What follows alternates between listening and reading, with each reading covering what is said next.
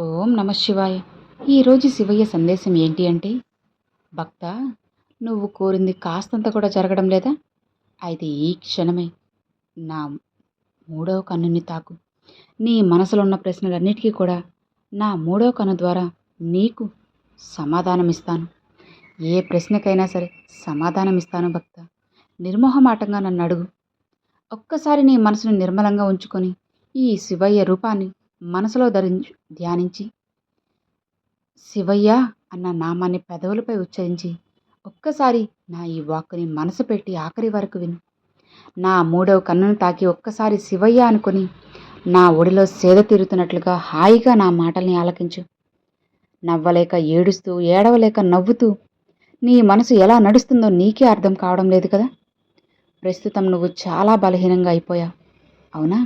ఏడిస్తే బలహీనుడు అవుతావని భయం, నవ్వకపోతే బాధలో ఉన్నాను అని చెప్పి ఎవరన్నా పలకరిస్తారేమో అన్న సందేహంలో ఉన్నా. అందుకే బాధని గుండెల్లో దిగమింగుకొని దాచుకొని నవ్వుని పెదాలపై పెట్టుకొని అందరి మధ్య నటిస్తూ తిరుగుతున్నావు కదా.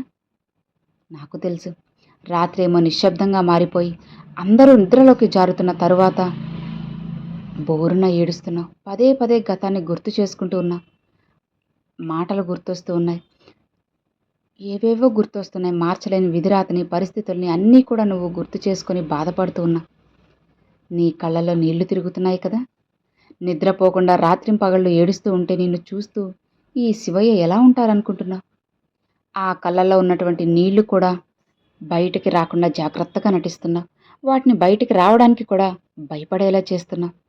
ఎందుకంటే చాలా రోజులుగా బాధని దాచుకోవడం అనేది నీకొక అలవాటుగా అయిపోయింది కదా. అవునా భక్త? ఇప్పటికీ నువ్వు నడుస్తూనే ఉన్నావు, కానీ బాధతో కాదు, ఆశతో, అంతకన్నా కాదు. మధ్యలో ఏదీ తెలియక ఎక్కడ ఉన్నావు. ఒకరోజు ఈ నవ్వు నిజమవుతుంది, ఈ కన్నీరు ఆగిపోతాయి. నేను చెప్తున్నాను కదా భక్త, ఈ బాధ అంతా కూడా ఒక కథగా మారుతుంది. ఆ రోజు వరకు నవ్వలేక ఏడుస్తున్నావు, ఏడవలేక నవ్వుతున్నావు, బ్రతకలేక చస్తూ చస్తూ బ్రతుకుతున్నావు. ఇలా నువ్వు చాలా సంతోషంగా బ్రతికే రోజుని మాత్రం తీసుకొస్తాను. ఎందుకంటే నువ్వు ఏ నమ్మకాన్నైతే నీ శివయ్యపై పెట్టుకున్నావో ఇక ఆ నమ్మకాన్ని నేను అస్సలు వమ్ము చేయను. నీ సంకల్ప బలం చాలా గొప్పది భక్త. దాని ముందు జాతకాలు, ముహూర్తాలు ఇలాంటివి ఏవీ కూడా, లేదంటే నిన్ను మోసం చేసే వ్యక్తులు కానీ, నిన్ను చిన్నచూపు చూసే సమాజం కానీ, లేదా కాలం, ఇలా ఏదైనా సరే చిన్నది. నువ్వు అనుకున్నటువంటి నీ సంకల్ప బలంతో ఇక అలానే నువ్వు ముందుకు వెళ్ళు. ఈ శివయ్య ఎప్పుడూ నీకు తోడుగా ఉంటారు. నీతోనే నీకు విజయం వచ్చేలా చేస్తాను. బాధపడాల్సిన అవసరం లేదు. నీ కర్మఫలం పూర్తిగా వెళ్ళిపోయిన తర్వాత సంతోషాలు వెల్లువ నీ ఇంట నిలుస్తుంది.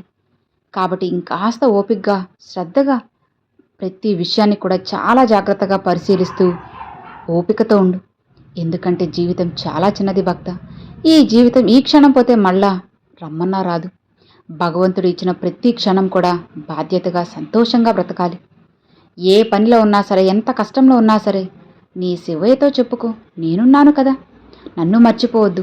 ఏ పని చేసినా సరే భగవంతుని సేవగా భావించు. సమయం దొరికితే నీకు ఇష్టమైన దైవనామం జపించు. సెలవు దొరికితే ఒక్కసారైనా దేవాలయం దర్శించుకో. ప్రశాంతత ఉంటుంది. ఒక్కటి మాత్రం మర్చిపోవద్దు, ఈ జన్మ పోయిందంటే మళ్ళీ తిరిగి రాదు. మళ్ళీ ఎప్పుడు వస్తుందో కూడా తెలియదు. కాబట్టి ఇప్పుడే, మనం ఉన్నప్పుడే అవసరం లేని వాటి కోసం ప్రతి క్షణాన్ని వృధా చేసుకోకుండా భగవంతుని పాదాల్లో ఎలా కలవాలి అనేది జీవిత లక్ష్యంగా పెట్టుకో. నీకు కోటి కోరికలుండొచ్చు భక్త, అయితే అది తప్పులేదు, ఎందుకంటే మానవ సహజం. కానీ కోటి కోట్లకైనా సరే కోటి విద్యలైన కూటి కొరకే అంటూ ఉంటారు కదా. ఇది గుర్తుపెట్టుకో.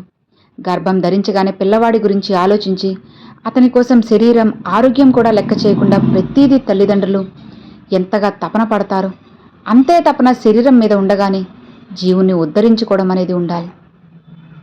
నేను లేకపోతే నా వాళ్ళు ఏమైపోతారు అనేది దిగులు పడతాము, ఈ శరీరం పోతే నా జీవుడు ఏమైపోతాడు అని దిగులు పడాలి. నిన్ను నువ్వే ఉద్ధరించుకోవాలి. తప్పదు భక్త. ఈ లోకంలో ఎవరినీ కూడా వారే ఉద్ధరించుకోవాలి. ఇక్కడ ఎవరిని ఉద్ధరించరు.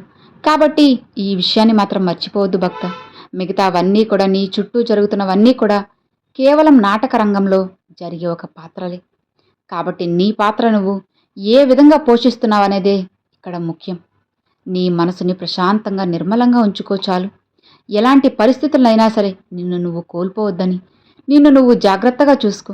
అలానే కష్టాలు సమస్యలు ఎన్నైనా రాని నిన్ను నువ్వు బలంగా ఉంచుకో.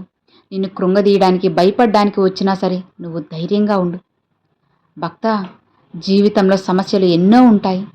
కొన్ని మనం ఊహించనివి, మరికొన్ని ఆశలు ఊహించనివి అయితే ఒక్కటి గుర్తుపెట్టుకో, సమస్య వచ్చినప్పుడు సమస్యను చూసి భయపడకూడదు, తడపడకూడదు. సమయం వచ్చినప్పుడు గర్వపడకూడదు. ఎందుకంటే వర్షం ఎప్పటికీ ఉండదు, ఎండ కూడా శాశ్వతం కాదు. జీవితం కూడా అలానే, కష్టం శాశ్వతం కాదు, సుఖం కూడా శాశ్వతం కాదు. మరీ చెప్పాలంటే నీకు సహాయం చేసిన వారిని ఎప్పుడూ మర్చిపోవద్దు. అలానే నీకు బాధ కలిగించే వారిని కూడా మర్చిపోవద్దు. అలానే ద్వేషించుకు. ఎందుకంటే సహాయం చేసిన వారు కృతజ్ఞత నేర్పుతారు, బాధ కలిగించేవారు సహనాన్ని నేర్పుతారు. అలానే మోసం చేసిన వారు జాగ్రత్త నేర్పుతారు. వదిలి వెళ్ళిపోయిన వాళ్ళు మీ యొక్క స్వయం శక్తిని గుర్తిస్తారు.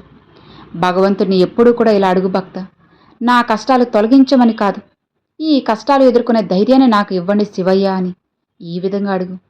ఎందుకంటే పరీక్ష లేకుండా పాఠం అనేది ఉండదు కదా, కష్టం లేకుండా అనుభవం రాదు కదా, అనుభవం లేకుండా విజయం రాదు కదా. ప్రతిరోజు ఉదయం లేచినప్పుడు ఒక్క క్షణం భగవంతుడికి కృతజ్ఞత చెప్పడం అలవాటు చేసుకో. నాకు ఇంకొక రోజు ఇచ్చావు, ఒక అవకాశాన్ని ఇచ్చావు భగవంతుడా అని తప్పకుండా కృతజ్ఞత చెప్పుకో. ఈ కృతజ్ఞతే నీ మనసుకి ప్రశాంతతనిస్తుంది. ఇంకా ధనం ఉన్నవాడు గొప్పవాడని ఎప్పుడూ కూడా అనుకోకూడదు. పదవి ఉన్నవారు కూడా గొప్పవారు కాదు. మనసులో దయ, మాటల్లో మాధుర్యం, చేతల్లో సాయం ఉన్నవారే నిజమైన గొప్పవారు. ఇక భగవంతుడు అంటావా, ఆలస్యంగా ఏ విషయంలో అయినా సరే ఏదైనా ఇస్తాడేమో కానీ ఎవ్వరికి మాత్రం అన్యాయం చేయడు. అందుకే ఎప్పుడూ భగవంతుడిని విడిచిపెట్టద్దు, ధర్మాన్ని మరువద్దు, భగవంతుణ్ణి మర్చిపోవద్దు. నమ్మకంతో ఉండు. సమయం వచ్చినప్పుడు నీ జీవితంలో కూడా ఎన్నో అద్భుతాలు జరిపిస్తాను. పూర్తిగా నీ జీవితమే మారేలా చేస్తాను. ఈ శివయ్యపై నమ్మకాన్ని మాత్రం అస్సలు వదలద్దు, కోల్పోవద్దు. ప్రతిరోజు ప్రతి మాట ధైర్యంగా నీ శివయ్య నీతో ఉంటారు. ముఖ్యంగా కొన్ని సంవత్సరాలుగా లేదా కొన్ని నెలలుగా నీ జీవితంలో వరుసగా ఎదుర్కొంటున్న కొన్ని పనులు, కష్టపడిన ఫలితం కనిపించలేదని బాధపడుతున్నావు. నీకు దగ్గరైన వాళ్ళ చేతిలో దారుణంగా మోసపోతూ మానసికంగా విరిగిపోయావు. అందుకే ఈ సందేశం నీ ముందుకు తెచ్చాను. నీ ఎదుగుదలను చూసి లోపల కూలిపోతున్నటువంటి వారి గురించి, నీ జీవితంలోకి మరలా అడుగు పెట్టాలని చూసిన వ్యక్తుల గురించి ఆలోచించొద్దు.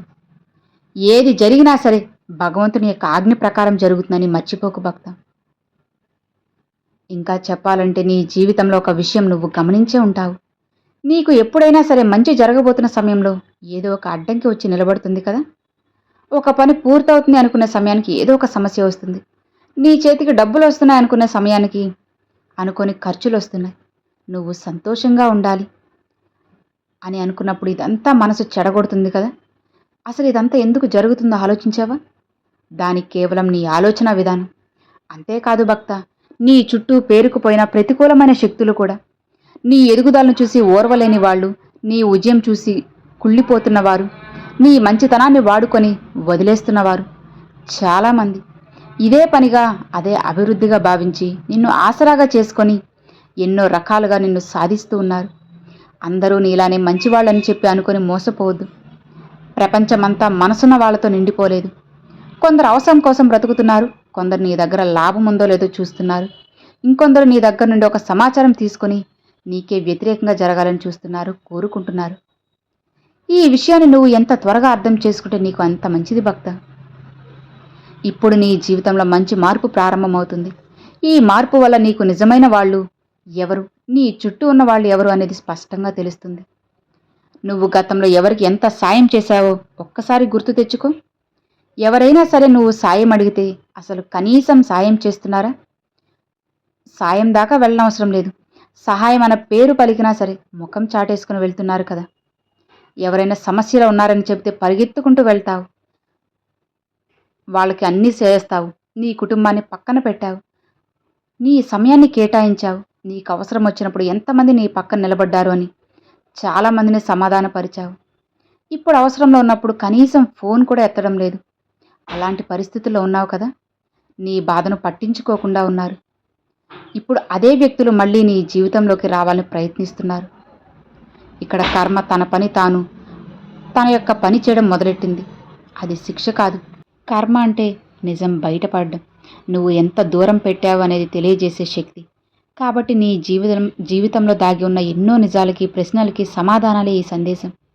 ఇన్నాళ్ళు నీకు అర్థం కాకుండా ఉన్న విషయాలు ఇప్పుడు నీకు ఒక్కొక్కటిగా స్పష్టంగా అర్థమవడం మొదలవుతాయి. ఎవరు నీ కోసం నిజంగా బాధపడుతున్నారు, ఎవరు నటిస్తున్నారు అనేది నీకు నువ్వే గమనించగలవు. గతంలో జరిగిన కొన్ని సంఘటనలు ఇప్పటికీ నువ్వు మర్చిపోలేకపోతున్నావు కదా. అది ప్రేమలో ద్రోహం కావచ్చు, స్నేహంలో మోసం కావచ్చు, కుటుంబంలో జరిగిన అవమానం కావచ్చు, వ్యాపారంలో మోసాలు కావచ్చు. ఇక ఆ బాధను నువ్వు బయటకు చూపించకపోయినా అది నీ మనసులో రాత్రులు ఒంటరిగా ఉన్నప్పుడు ఆ సంఘటన గుర్తు చేసుకుంటున్నావు. నేను వాళ్ళకి ఏ ద్రోహం చేశానని ఈ ప్రశ్న ఇప్పటికీ నీ మనసులో ఉంది. ఇప్పుడు ఆ వ్యక్తులు నీకు సమాధానం దొరకకపోతుంది. ఇక భయపడకుండా నిశ్చింతగా ఉండు. నువ్వు నా ఈ మూడవ కన్నును తాకావు కదా. ఈ మూడవ కన్ను కేవలం శత్రువుని నాశనం చేయడమే కాదు, నన్ను నమ్మిన నా భక్తుల్ని ఎప్పుడూ కూడా చేయి విడవకుండా జాగ్రత్తగా కాపాడుకోవడం కూడా నా బాధ్యతే. ఇక ప్రశాంతంగా ఉన్నావంటే అన్నీ నీకు నచ్చినట్లుగా జరిపిస్తాను. నిశ్చింతగా ఉండు అని ఈరోజు శివయ్య ఈ సందేశాన్ని పంపారండి. సో విన్నారు కదండి, ఈరోజు శివయ్య పంపిన ఈ సందేశం మీ అందరికి నచ్చింది అని అనుకుంటున్నాను. నచ్చితే ఒక చిన్న లైక్ చేయండి, మరికొంతమంది మీ ఫ్రెండ్స్ అండ్ ఫ్యామిలీస్కి షేర్ చేయండి. ఫస్ట్గా మన ఛానల్ చూసేవాళ్ళు సబ్స్క్రైబ్ చేసి సపోర్ట్ చేయండి ఫ్రెండ్స్. Thanks for watching. ఓం నమ శివాయ. శివాయ నమః.